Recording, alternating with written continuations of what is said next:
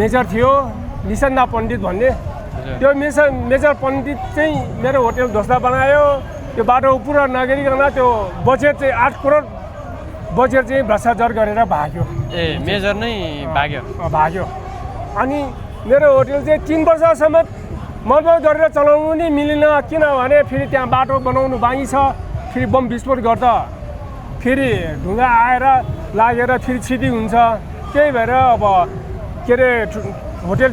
मर्मत गरेर चलाउनु पाएन क्षतिपूर्ति पनि पाएन 3 वर्षसम्म त्यतिकै राख्यो होइन अनि मेरो त ऋण मात्रै बढेर गयो अहिलेसम्म कति नै पाउनु भएन क्षतिपूर्ति अलिकति पाएको अनि त्यो भागेपछि 3 वर्षपछि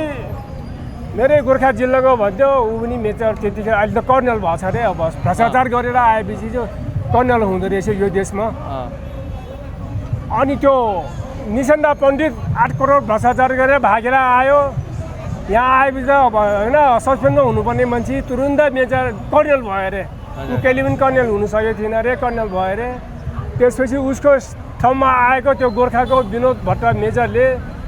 म मिलाइदिन्छु तपाईँको क्षतिपूर्ति चिन्ता नगर्नुहोस् म 28-30 लाख मिलाइदिन्छु तपाईँको होटलको क्षतिपूर्ति तपाईँको होटल मर्मत गर्नु के अरे पुग्छ अनि म बाटो पनि क्लियर गरिदिन्छु के अरे होटल मर्मत गरेर चलाउनुहोस् हजुरको होटलको क्षतिपूर्ति चाहिँ कतिसम्म भयो टोटल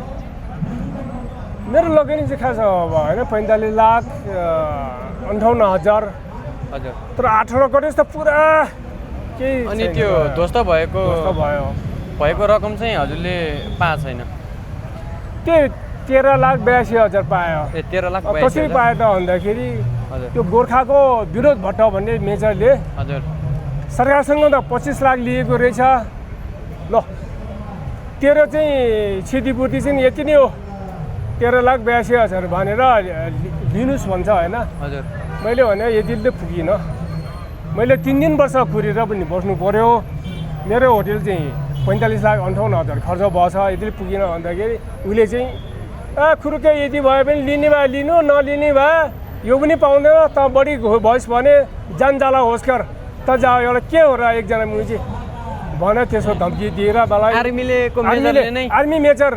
अहिले कर्नल भएको छ अरे आर्मीको मेजरले नै हजुरलाई धम्की दिनुभयो धम्की दिएको यो मैले झुट बोलेको होइन एकदम सत्य बोलेको होइन अनि 25 लाख त्यसरी 25 लाख लियो रहेछ मलाई चाहिँ 13,82,000 दियो 11,18,000 चाहिँ उसले भ्रष्टाचार गरेर खाइदियो हजुरलाई चाहिँ अस्ति गृहमन्त्री सुदन गुरुङले चाहिँ भेट्यो होइन हजुर अनि सुदन गुरुङले भेटेर हजुरको पीडाहरू सुनेर चाहिँ के छ अहिले न्यायको ढोकाहरू कति खोलिरहेछ कि उस्तै नै छ खोलिसकेको बन्द गर्यो भनौँ न बन्द गर्यो के भन्यो भने उहाँले चाहिँ रक्षा मन्त्रालयमा जिम्मा दिएको रहेछ होइन हजुर रक्षा मन्त्रालयको सचिवले चाहिँ निवेदन दिन आऊ भनेर निवेदन दिनु गयो निवेदन दियो त त्यसमा कुनै छलफल वार्ता केही भएन हजुर कुरा सुनेर त्यत्तिकै पछि बोलाउँदाखेरि के भन्यो भने तपाईँ त आर्मीले भन्दाखेरि खुसीराजले लिएको रहेछ भनेर त्यतिकै